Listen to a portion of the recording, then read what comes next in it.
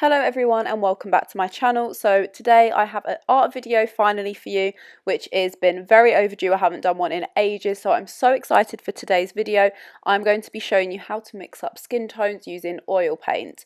So I got a few questions about this on my Instagram, so I thought I would show you guys how I personally mix up skin tones using oil paint. You might find a slightly different method, but this is just how I like to do it. So as you can see, I'm just laying out all of my oil paints at the moment.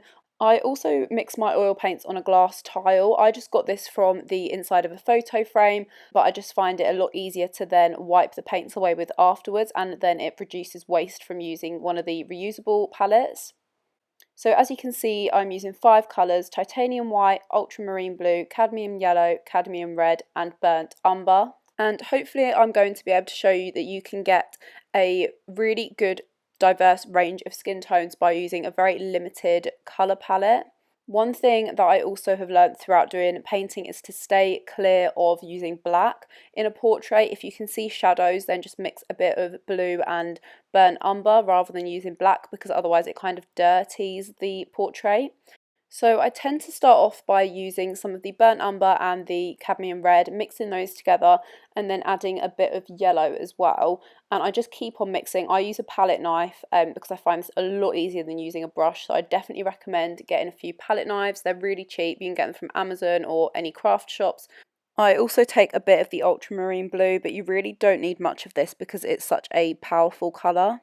And I just added a bit more yellow in and mixed that in, and you'll kind of get like a deep brown colour. So just keep mixing all of that in. And here I'm just zooming in to show you what it looks like in the current state. Obviously it's very, very dark at the moment, but it's a lot easier to make the colours lighter.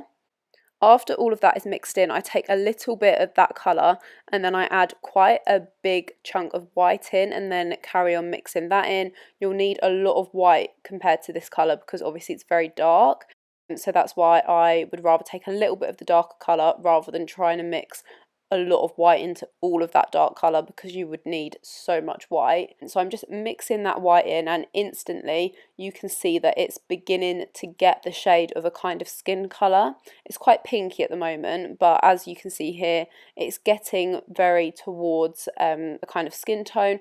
I was using my hand as a reference, but if you have a reference photo, keep that next to you. So as you can see, comparing it to my hand, it is definitely getting closer to a skin colour. It's not perfect yet, but obviously you need a lot of different shades as well. I am quite tanned at the moment as well, but normally I would be using a skin colour that's a lot lighter. So after I'm happy with that being mixed in, I take a little bit of that sample, put that in a separate clean area, and then take a bit more white just to keep on lightening up that tone until I get the desired one that I am aiming for.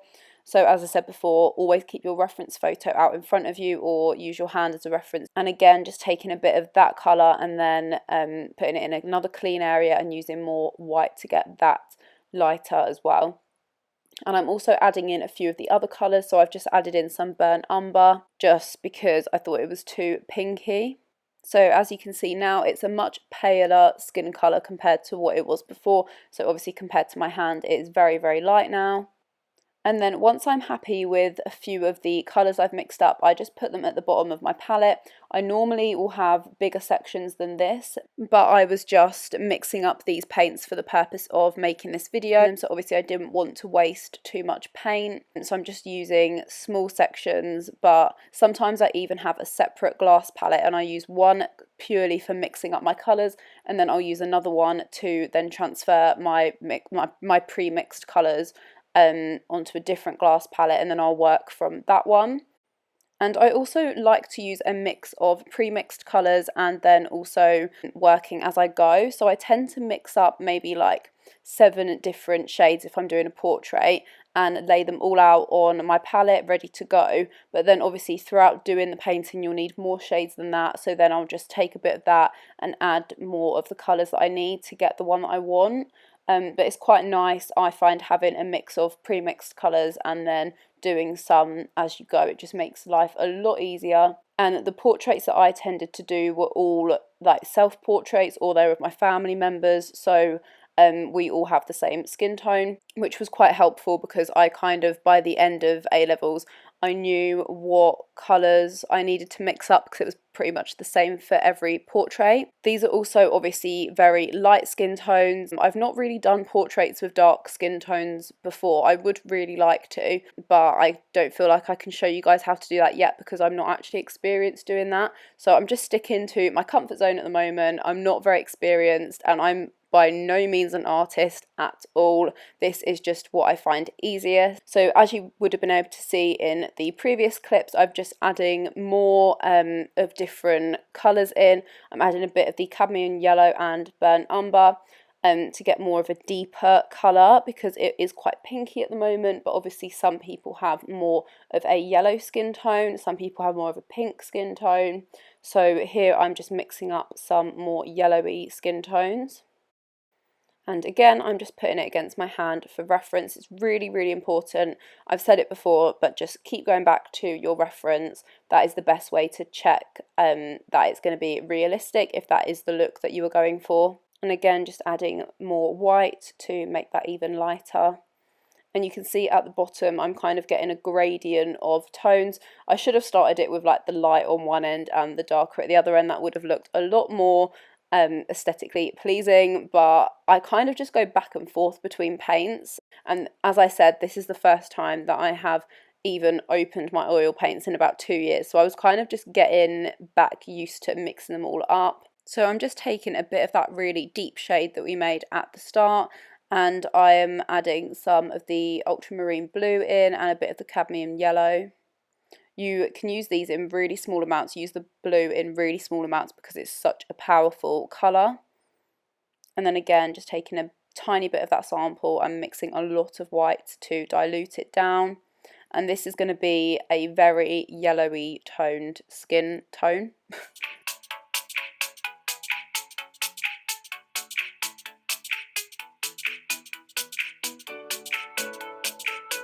And as I'm shown here, this is very, very yellowy toned. Obviously, it does not match my skin tone at all, but I'm trying to cover more of a diverse range of light coloured skin tones.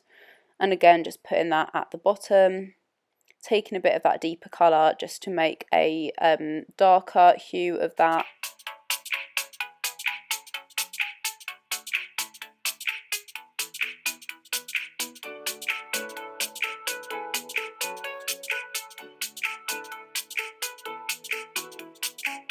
So I'm then taking some of the very first shade that we mixed up and mixing that in with the second shade that we made, and that is going to be one of the darker shades for the first set of skin tones. I'm just putting that above the others, but as I said, it would look a lot better if I had them all next to each other, but I didn't really think about that. And then the very darkest colour, you may think that you won't need to use dark colours like this, but these are the kind of shades that are really good for shadows. So really, really study your picture. And what I used to find is that I would look at my reference photo and I'd think, oh, that's a shadow. That means I need to add black, but that is not the case at all. Do not use black. I really would advise against it. So as you can see, this is just an overview of my palette. I have all of my colours at the top. Definitely use the most of the yellow and burnt umber and obviously the white, and then definitely use blue in smaller amounts because it's such a powerful colour. And then I have all of my final shades at the bottom. So the first set are definitely more of a pink undertone skin colour, and then the second set are more yellow based. I tend to work with photos that have pink undertones, so I'm not as confident with mixing up yellow undertones, but I thought I would give it a go for the sake of this video anyway. I really, really hope you have found this video useful. I actually have enjoyed filming it so much because I haven't got my paints out in ages, and even just mixing up the colours got me so excited to be able to do more. As soon as I get my uni work out the way, I am going to be back painting straight away, and I really can't wait. So yeah, I really hope you enjoyed this video and found it useful. Please remember to like and subscribe for more, and I will see you in my next video. Bye!